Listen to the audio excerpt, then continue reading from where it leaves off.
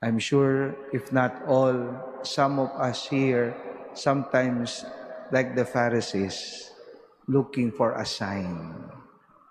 We might not have the same intention or motivation of asking God a sign. No? Ano mang particular na gusto natin sa buhay natin. But the Lord is imparting a beautiful message, especially those who are asking a sign from Him. Don't look for miracles from a heart that is not ready for change. Do not look for a sign from a heart that is not ready for change.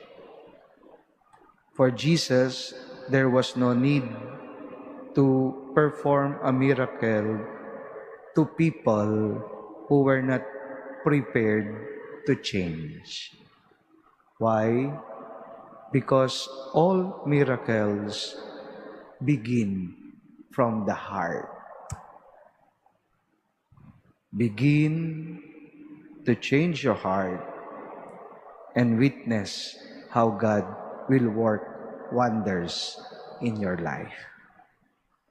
So kung gusto mong makakita talaga ng sign at talagang magkaroon ng milagro sa iyong buhay, sana handa ang puso mong magbago. Because only a change of heart can God. And we witness God work wonders in our life.